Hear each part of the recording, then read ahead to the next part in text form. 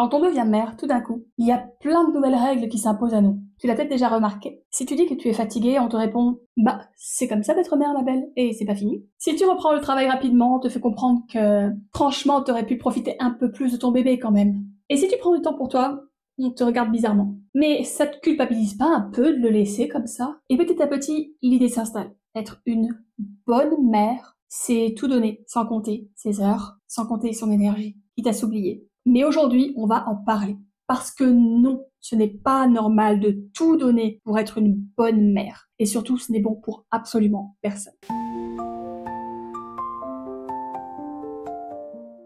Salut, c'est Sabine, et ici, sur Maman va bien, on parle de maternité, de charge mentale, d'équilibre et de bien-être. Si tu as déjà regardé ma vidéo sur le rosa washing et l'idéalisation toxique de la maternité, tu sais déjà qu'on nous vend une image de la maternité lisse et parfaite.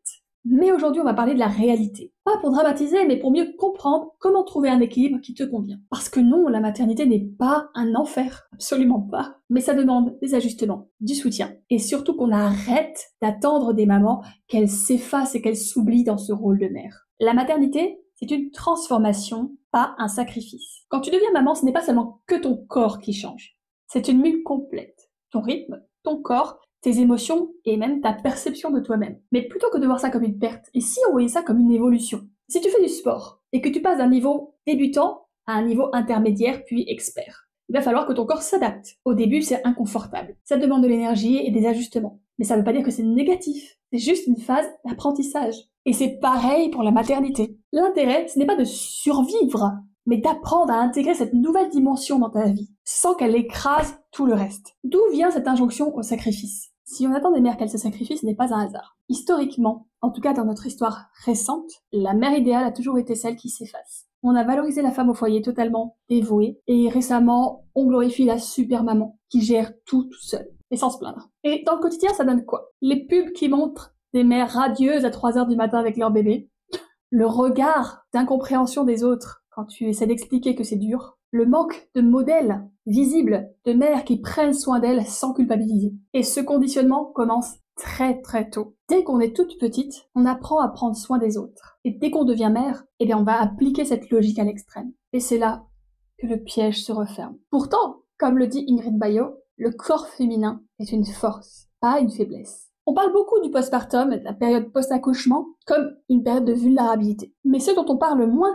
c'est que le corps humain a été conçu pour cette transition. Les hormones ne sont pas un problème, elles sont un cadeau. L'ocytocine, l'hormone du lien qui t'aide à créer l'attachement avec ton bébé. Les endorphines, analgésiques naturels, qui favorisent la récupération. La prolactine et la dopamine, ces hormones qui vont t'aider à répondre aux besoins de bébé et à t'adapter. Le problème, c'est pas le corps féminin, c'est l'isolement. Dans notre société qui valorise avant tout la performance, on oublie l'importance essentielle du soutien. Un post-accouchement bien entouré peut être une période de connexion et de force, pas seulement d'épuisement. Il faut donc stopper le sacrifice. Et voici les clés pour un postpartum plus serein. Alors, comment sortir de ce schéma? D'abord, il faut se préparer au post-accouchement, tout comme on se prépare à l'accouchement lui-même. Il faut pour ça prévoir un réseau de soutien, accepter que tout ne sera pas fluide immédiatement, et normaliser le fait que ce n'est pas parce que c'est intense que c'est un problème. Par exemple, je peux vous faire la métaphore du mariage. C'est une période qui, en termes d'organisation, d'émotion, est intense,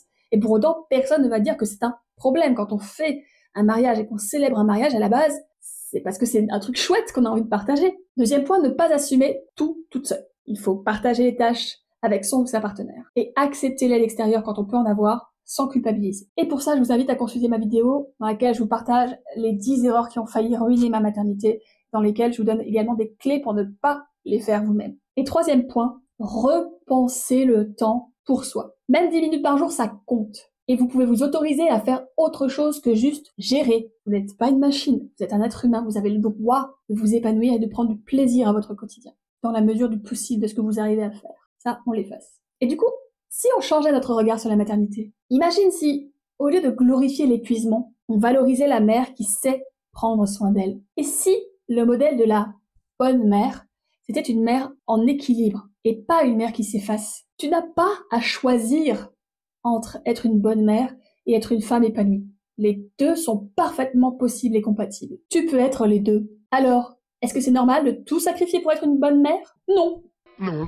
Ce qui est normal, c'est d'évoluer, d'avoir des jours faciles et des jours compliqués. Si cette vidéo t'a parlé, n'hésite pas à regarder aussi celle sur le rosa washing et l'idéalisation toxique de la maternité. Et si tu veux continuer cette discussion, rejoins-moi sur mon blog ou dans ma newsletter. N'hésite pas aussi à télécharger mon e-book, le guide anti-baby blues, dans lequel tu auras énormément de clés qui vont compléter tout ce que je viens de te partager dans cette vidéo et qui vont te donner encore plus de ressources pour parvenir à trouver l'équilibre et à t'épanouir en tant que maman. Et si cette vidéo t'a plu, n'hésite pas à liker et à t'abonner pour me soutenir et me permettre de toucher un maximum de mamans. Partage cette vidéo autour de toi à toutes les mamans qui pourraient en avoir besoin. Et surtout, prends soin de toi. Tu es puissante et tu as le droit de t'épanouir et d'être heureuse dans ta maternité. Et sur ce, je te dis à bientôt. Soft wind whispers, stars above.